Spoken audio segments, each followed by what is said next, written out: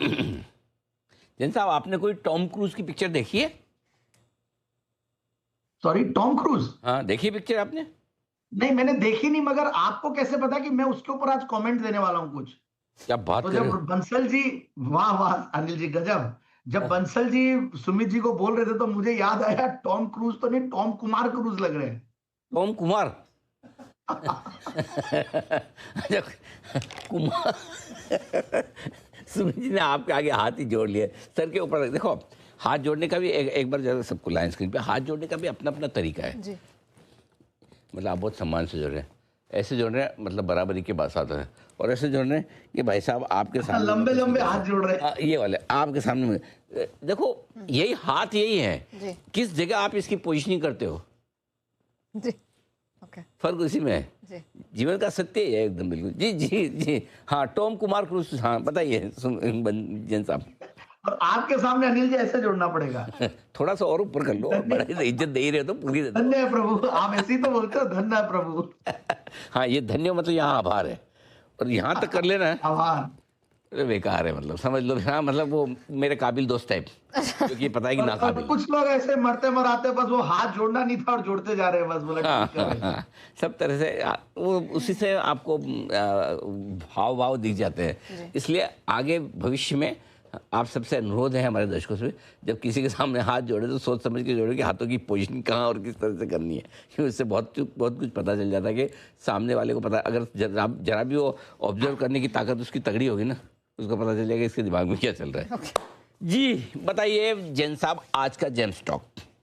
बिल्कुल, आज मैं बंगाल थीम पे लाया हूँ स्टॉक अनिल जी, और गोल्ड से रिलेटेड भी है, और सेंको गोल्ड इनफैक्ट मेरे रडार पे पहली बार आया, और मैं इस मैनेजमेंट को आपके जो सबसे पॉपुलर शो है, मतलब न्यूज पर व्यूज, उसमें मैंने सुना था और मुझे इंप्रेसिव लगा काफी, मैनेजमेंट की क्वालिटी बहुत बढ़िया लगी, और वैसा नंबर्स में भी दिख रहा है। और पैन इंडिया एक ज्वेलरी रिटेलर है और लार्जेस्ट ऑर्गेनाइज्ड ज्वेलरी रिटेलर है। अगर आप वेस्ट बंगाल में जाए, कोलकाता में जाए, तो काफी चारों तरफ इनके स्टोर्स दिखते हैं। एंड गोल्ड वापस से एक फॉर्म में आ गया धीरे धीरे, जैसे ही मिडिल ईस्ट का टेंशन अगर ठीक होता है तो गोल्ड धीरे धीरे ठीक हो रहा है, जो कि रिवर्स प्ले होता है जनरली। गोल्ड क्राइसिस में ज्यादा अच्छा चलता है, बट दिस टाइम ऑलरेडी पहले चल चुका था, और अब धीरे धीरे वापस से गोल्ड बेटर ही होगा। डाउनसाइड बहुत ज्यादा लगता नहीं है, तो इनको भी उसका फायदा मिलेगा। और दूसरी तरफ इन्वेंट्री गेन्स भी होते हैं, और प्लस लग्जरी की तरफ इंडिया का भी रुझान जा रहा है। हम देख रहे हैं कंजम्पशन वाले स्टॉक्स कैसे चल रहे हैं। दो वो हम अभी बात कर रहे हैं, जो आज सारे कंजम्पशन स्टॉक्स चल रहे हैं, तो ये लग्जूरियस कंजम्पशन है, कॉन्स्पिक्यूअस कंजम्पशन है,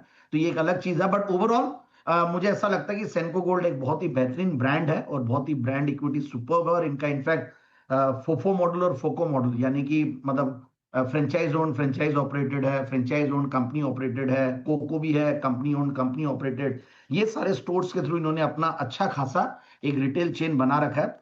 ज्वेलरी, लाइफस्टाइल एंड एक्सेसरीज जो एक्सेसराइज करते हैं, बेसिकली काफी अलग अलग इन्होंने प्रोडक्ट्स बना रखे हैं। लैब ग्रोन डायमंड्स में भी इन्होंने थोड़ा सा पहल कर रखी है। फिर digital offerings, that is very important, कि डिजिटल आजकल होना, तो फिजिटल होना, मतलब फिजिकली तो ये लोग प्रेजेंट है ही है, और डिजिटली भी ये लोग धीरे धीरे अपना वो कर रहे हैं। और प्लस इनकी जो स्ट्रेंथ है वो ये है कि नेटवर्क है, डिजाइनिंग है, फिर मैनेजमेंट की क्वालिटी है, कुछ ऑटोमेशन है, ये सारी चीजें दिखती है। फिर मैंने देखा इनकी क्रेडिट रेटिंग्स, जो कि बहुत ही बेहतरीन है, इनफैक्ट A1 है। So that is very important, क्योंकि इस टाइप की कंपनियों में जब हम छोटी कंपनियों को बात करते हैं, तो 5,000 6,000 करोड़ की कंपनियों में ये सब देखना बहुत जरूरी होता है। एंड कंपनी अच्छा कर रही है इनफैक्ट। और मुझे जो डेट्स है बुक्स में, मैं उसको देख के थोड़ा सा वो रहा था, बट सामने मैंने फिर डेट इक्विटी रेशियो भी देखा, और price debt coverage, interest coverage ratio, तो वो बहुत अच्छा इंप्रेसिव है, 4.5-5 टाइम्स के लगभग। सेल्स काफी अच्छी ग्रो कर रही है कंपनी की, 21% से ग्रो कर रही है पिछले 3 साल में। प्रॉफिट की कैगर भी पिछले 5 साल में 13-14% के लगभग रही है। और मैं देख रहा हूँ क्वार्टरली रिजल्ट्स, तो that were also very good. In fact December to December quarter बढ़िया चल रहा है, और मुझे अब लगता है कि Bengal theme will really work. धीरे धीरे बंगाल के स्टॉक्स ऑलरेडी हम काफी, उस दिन भी मैंने स्टार सीमेंट वगैरह जिक्र किया था, या शान मेटालिक्स, अब धीरे धीरे सारे ये सब स्टॉक्स भी एक एक करके आएंगे, क्योंकि इनको भी काफी फायदा होगा अगर उस जोन में काफी इन्वेस्टमेंट्स आएंगे, और काफी अगर ग्रोथ आती है तो सर्टेनली इनको मिलेगा। तो 64-65% के लगभग का प्रोमोटर्स का इनफैक्ट वो है, स्टेक है। और बाकी अदरवाइज FIIs भी अच्छा खासा करीब 20-21% के लगभग होल्ड करते हैं। So that also gives a huge confidence. तो मुझे लगता है कि स्टॉक को बिल्कुल इन लेवल्स पे लिया जा सकता है, काफी करेक्टेड है, 200 डेमा के ऊपर जस्ट निकलने की कोशिश कर रहा है। तो आई फील कि 390 430, 390 कम हो जाएगा, 430 के टारगेट्स के लिए स्टॉक को लिया जा सकता है। और ऊपर के हाइस जो बनाया हुआ है इसने 751 के बनाया हुआ है, और अगर आप 52 वीक हाइस देखें तो 405 का है। So I think risk reward ratio के लिहाज से भी बढ़िया, कंफर्टेबल जोन में भी है, और मुझे लगता है कि आगे भी इनके क्वार्टर्स अच्छे ही आएंगे। तो बिल्कुल 430 के टारगेट के लिए सेंको गोल्ड।